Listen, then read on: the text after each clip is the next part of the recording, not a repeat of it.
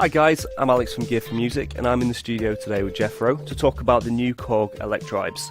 So in front of me I've got the KORG ELECTRIBE production station.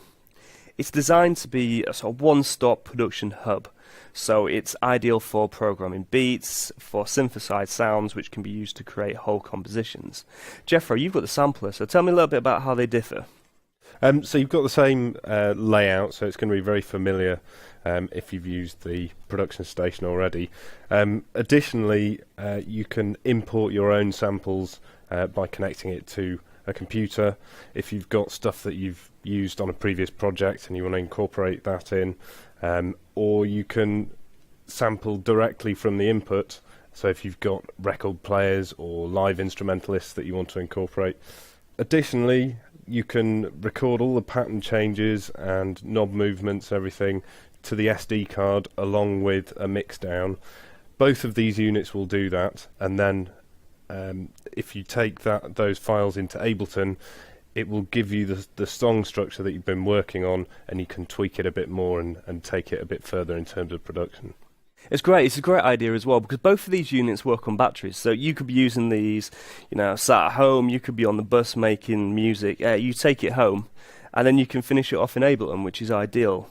As you can see from the new units as well, they've got the new colours. So we've got the blue and we've got the red, which is a bit of a nod to the ELECTRIBE units of the past. Also, they've had a bit of a firmware update as well, which offers undo function and the ability to sync patterns together, which is something that a lot of people have been asking for.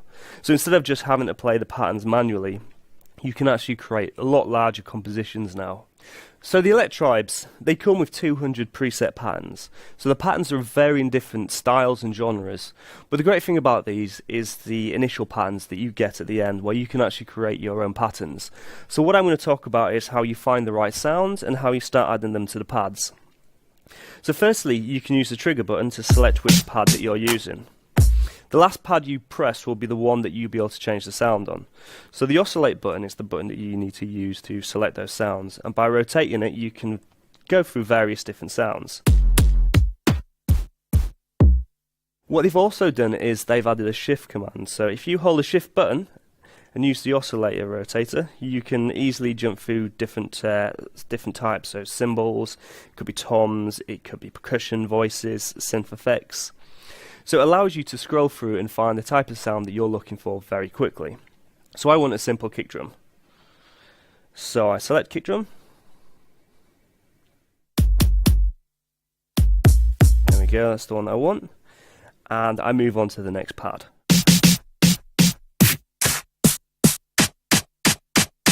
And when I'm ready to start sequencing, it's really straightforward. All I need to do, hit the sequencer button, press play, and hit the pads that I want the parts to play on.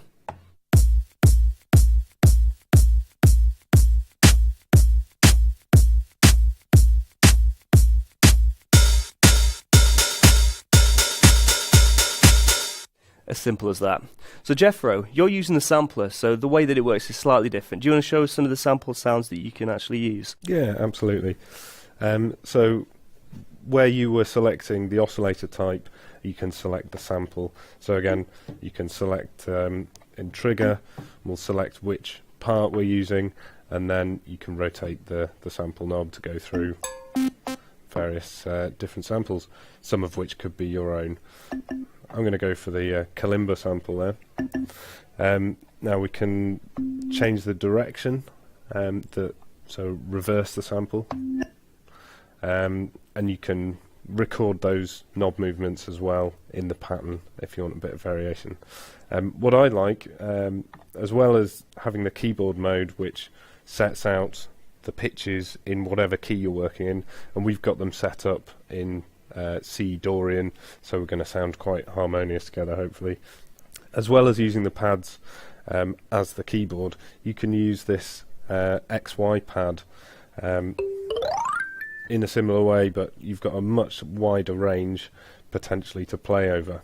Just like the keyboard, you can record into your pattern, but it's got the added ability of having another dimension. So in this instance we've got a gate arpeggiator there, so the length of the note is governed by how far up the trackpad it is. But let's try sequencing some stuff first of all. So it's just a short loop at the moment. We can have longer loops, you can have multiple patterns chained together, but I quite like working with shorter patterns sometimes, especially melodically. But let's try using the pad. So it's added not all of those notes because they're going to be limited to the quantized steps. We can also use the... And you can hear that it's doing polyphonic things as well, so even though you can only play one layer of sample at a time, if you're putting in a number of different melodic sequences, it will play those on top of each other, so you can end up with chordal structures. And then if we go to the sequencer, let's take out a few of those.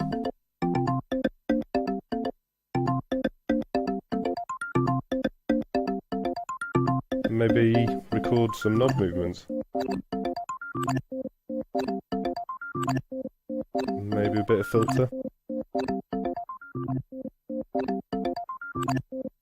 And you can hear the curve of those modulations coming through. And if we don't like it, we can just start again. Okay, cheers for that, Jeffro. I mean, you could see that it was really easy to start recording the melodic parts. What we're going to do now is we're going to actually record a part together. Because we're using a sync cable, not only are these going to run in perfect melody together, they're also going to be perfectly in time. So we're going to create a pattern where I'm going to be creating the drums on this machine, and Jeffro's going to be creating the melodic parts on his machine.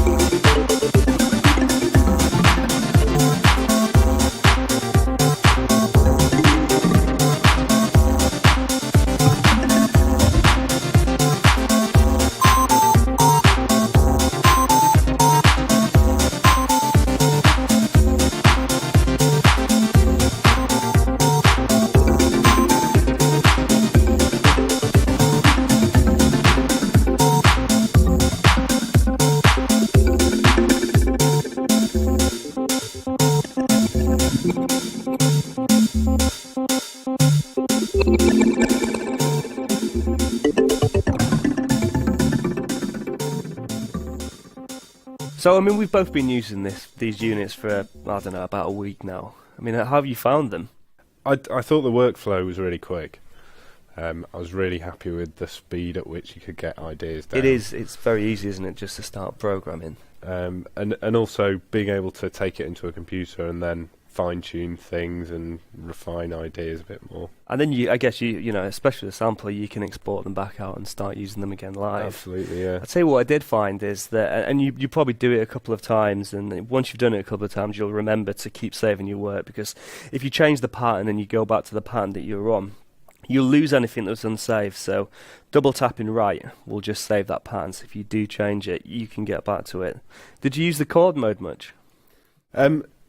A little bit. I found it quite nice. You can change how big the chord is as well, so you can add different notes to it to give you variation. It did sound good.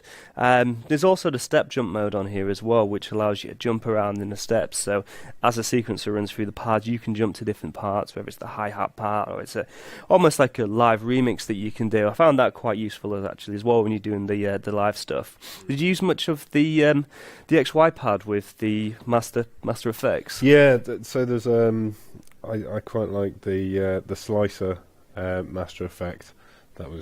It's good, isn't it? It sounds good if you use it. Like I was using it with the white noise earlier, and it's getting that that sounded very good, and it was great because you could just sequence it all and create these really sort of spare in the moment sort of patterns, really.